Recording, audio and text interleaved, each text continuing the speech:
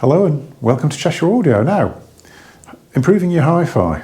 A lot of people, the first thing they'll want to do is buy more equipment or update equipment or whatever, but really what you should be looking at is trying to make the environment as good as you can for what you've got, really. I mean, starting off with the room, make sure your acoustics are good and there's no sort of cancellations or weird stuff going on acoustically.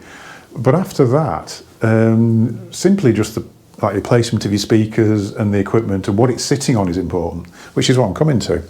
I mean, there's various, hi-fi tables are really important.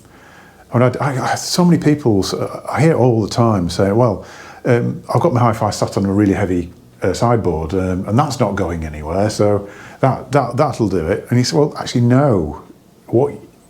The best thing to sit hi-fi equipment on is something very, very rigid and very, very lightweight. And that's been the way for years, really. That's always been the recommendations. I mean, years ago we had Audite tables and Mana tables and all this sort of thing. Very, very lightweight construction, but very, very rigid, stiff tables. What you don't really want to be doing is having a really nice table, like I've done here. It's a nice hi-fi table with record storage underneath. It's not ideal, because this is a lateral table, which is wonderful. They do an option for record storage because people want it, but really, if you're going to take it seriously, you wouldn't do that. So you get your nice hi-fi table. But what's beyond that? If you want to really go for it with isolation, because isolation makes really big differences, either on top of your heavy sideboard or even if you've got a really nice hi-fi table, it's still worth buying sort of extra platforms and whatever.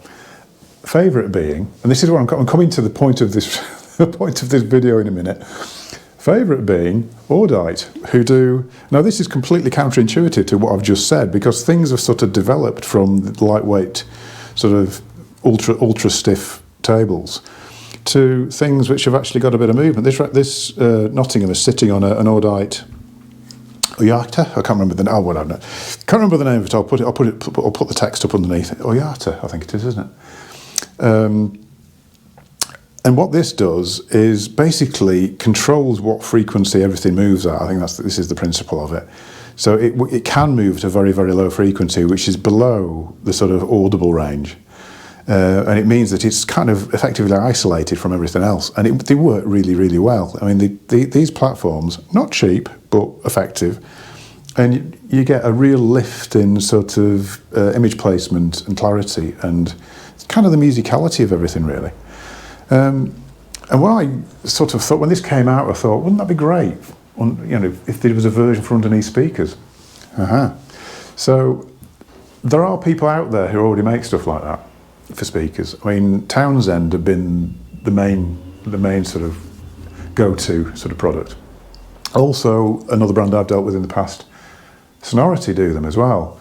Wobbly platforms that sort of move at a very low frequency.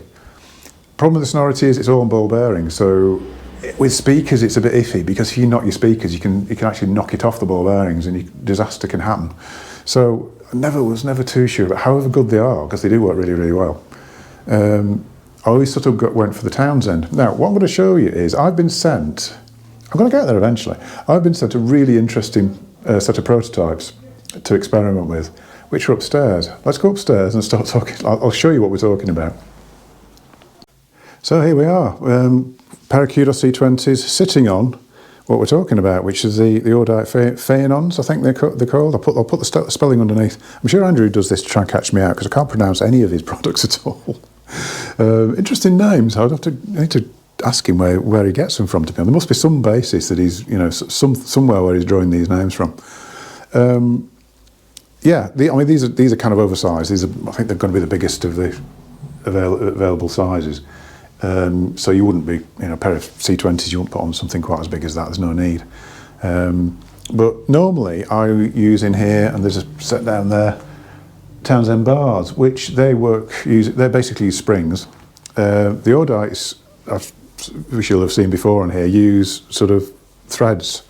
So the multi-layer platform with threads connecting the two different levels. So the top, it's clever the way it works. Actually, the top board actually hangs from the boards underneath. you need to sort of see the actual arrangement of that to understand how that's possible. But yeah, basically it is. The top board is hanging, so it allows a bit of movement.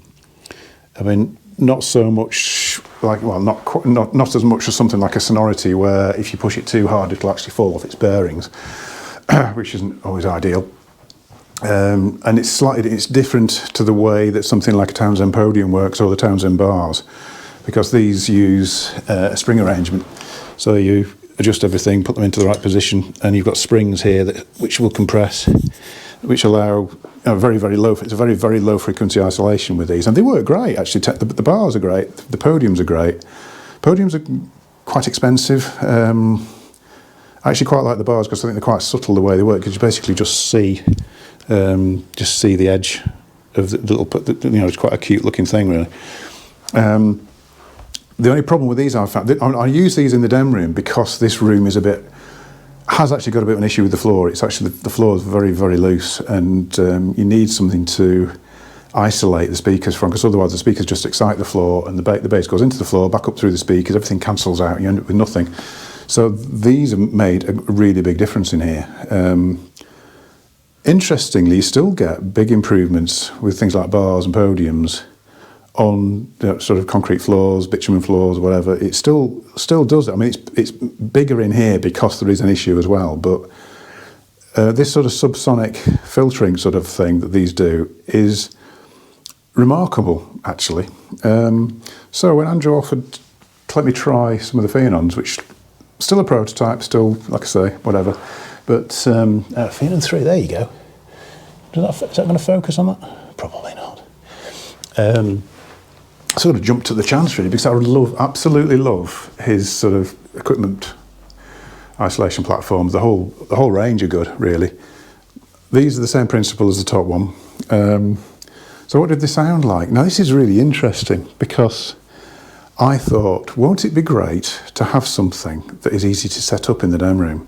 Because the big problem with the bars is, because they sort of move around and there's springs and all this sort of thing, if your speaker's centre of gravity isn't, so it's right up, usually the speaker's centre of gravity is right at the front. So if you put them on equidistant from everything, so they're centralised, quite often they'll tip forward, because there's so much sort of compliance in the springs that they will actually sit forward. So you have to shuffle them back a little bit and perhaps have this one further forward and that one further in, and eventually you'll get it right.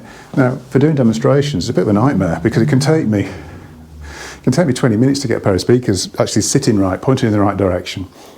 So I thought, great, a pair of these, they're going to be as good as the bars, because Andrew's a genius, it's going to work.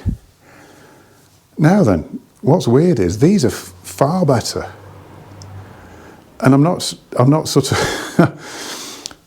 it's difficult to try and explain it, really. Literally, as soon as I put them on, because I've not listened to them with and without the C20s. It's been on the bars, then onto the Audites. And it was a similar feeling in here as when I went from just sitting the speakers on the floor to sitting them on the bars. This sudden sort of expansion of soundstage, clarity of vocals and instruments having their own space. The only thing I noticed, just at first, then I realised what it was, is the bass didn't sound quite as full as it did on the bars, but it was more in tune and going down deeper. It's just, if anything, it's made me realise that perhaps the bars add a bit of coloration, possibly.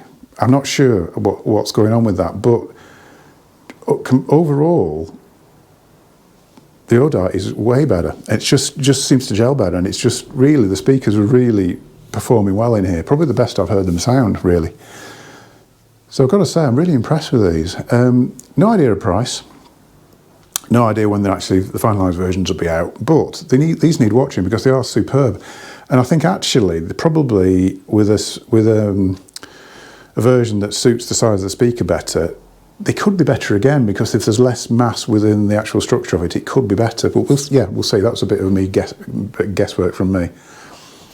Haven't quite finalised in my own mind, and I think Andrew's a similar thinking, actually, as to whether you have the spikes on the speaker or whether you just sit the speaker flat onto the board. There's different ideas on this. with the bars and with podium, you tend to just put, but either way actually, but you tend to just put the speaker straight onto a podium. And the sonority, they used to actually, for some speakers, they actually made basses. So if you had, like on the Kudos there, you've got a bass, they would actually make a bass which was part of the system. I don't think they even exist anymore, to be honest. So I've not heard anything from Simon for a long time. But there was no spikes involved. It was just the suspension from the sonority ball bearing system that was giving you isolation.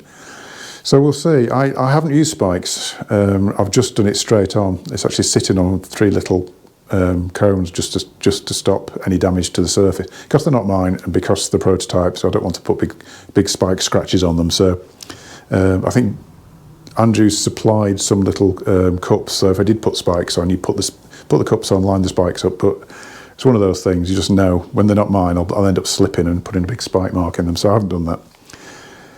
It will be interesting to sort of do a bit more sort of experimentation with that actually, because if they're better with the spikes, wow, yeah, that could be interesting.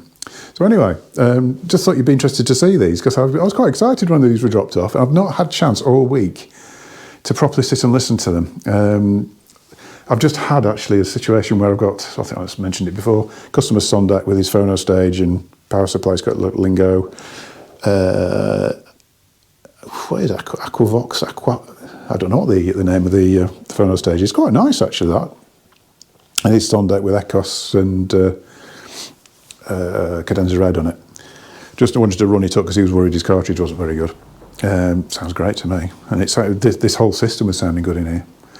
So anyway, I'm going off the track. So yeah, I'll keep you posted on these because I think these are really interesting. Hopefully they're not going to be thousands. I don't think they will, but it'll be, yeah, we'll see. Yeah, that's it. I'll turn the camera around. Yeah, so that's the Audite Feinens. Really impressed, really impressed. Thank you to Andrew for letting me see these before sort of actually full production really, which is it's interesting. It'll be interesting to see whether they're developing any other ways and any other ideas about sort of how to mount the speakers on there and whatever, and whether we can sort of, yeah, we'll see. I'll leave it there. Got somebody to come in to collect some speakers any minute now, and I need to box up a P10, so better go. Don't forget to give us a subscribe and a like. I'll see you in a future video, and thanks for watching.